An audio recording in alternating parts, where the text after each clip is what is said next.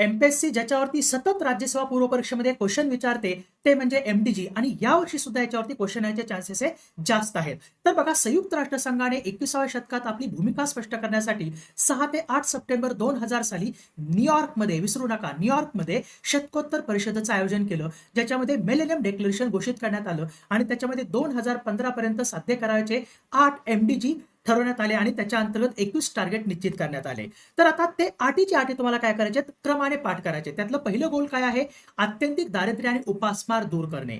तर $1.25 पेक्षा कमी उत्पन्न असणाऱ्या लोकांचं प्रमाण 1990 मधील प्रमाणापेक्षा निम्म्यावर आणणे. नंतर उपासमारी सहन करणाऱ्या लोकांचं प्रमाण 1990 मधील प्रमाणापेक्षा निम्म्यावर आणणे. सर्वांना पूर्ण आणि उत्पादक रोजगार पुरवणे. तर दुसरं ध्येय काय आहे, वैश्विक प्राथमिक शिक्षणाची पातळी गाठणे. तिसरं ध्येय काय आहे, लिंग समानता आणि स्त्री सशक्तीकरणासाठी प्रयत्न करणे. तर हे लक्षात ठेवा, याच्यासाठी प्राथमिक आणि माध्यमिक शाळांमधील मुला-मुलींमधील जी असमानता आहे ती असमानता दूर करणे आणि 2015 पर्यंत शिक्षणाच्या सर्व पातळीमधील असमानता दूर करणे.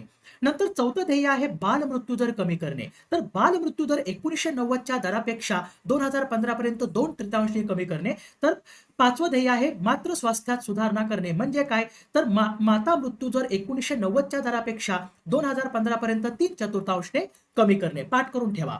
सहावं ध्येय काय, एड्स, मलेरिया आणि इतर आजाराविरुद्ध लढणे. 2015 पर्यंत एड्सचे प्रमाण निम्म्यावर म्हणजे 50% आणून त्याचा प्रसाराचा वेग उलट करणे. 2010 पर्यंत सर्व एड्स बाधितांना उपचार मिळण्यासाठी प्रयत्न करणे आणि 2015 पर्यंत मलेरिया आणि इतर गंभीर आजारांचे प्रमाण निम्म्यावर म्हणजे 50% आणून त्याचा प्रसाराचा वेग उलट करणे. सातवं ध्येय आहे पर्यावरणाची शाश्वतता टिकवणे.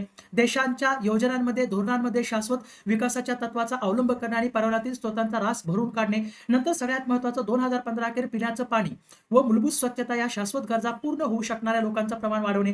तसंच 2020 अखेर झोपडपट्टीत राहणाऱ्या कमीत कमी 10 कोटी लोकांच्या राहणीमानात विशेष सुधारणा करणे. आणि शेवटचं आणि आठवं ध्येय काय, तर विकासासाठी जागतिक भागीदारीचा विकास करणे. मग त्यासाठी खुली, नियमबद्ध, शोषणविरहित व्यापारी आणि आर्थिक व्यवस्था तयार करणे, विकसनशील बेटे आणि भूविष्ठ देशांच्या गरजा भागवणे, विकसनशील देशांच्या कर्जाचा प्रश्न सोडवणे. तर हे सगळे काय आहेत आणि एकमेकाच्या सहकार्याने हे सगळं आपल्याला साध्य करायचंय. तर हे आठीची आठी ध्येय पाठ करून ठेवा आणि या क्वेश्चन तुम्हाला तुम्ही काय करायचंय, कमेंट सेक्शन मध्ये आन्सर द्यायचंय. आणि 31 तारखेपर्यंत आपण राज्यसेवा आणि कंबाईनच्या सगळ्या कोर्सेसवरती भरघोस डिस्काउंट आणि भरघोस ऑफर ठेवलेत.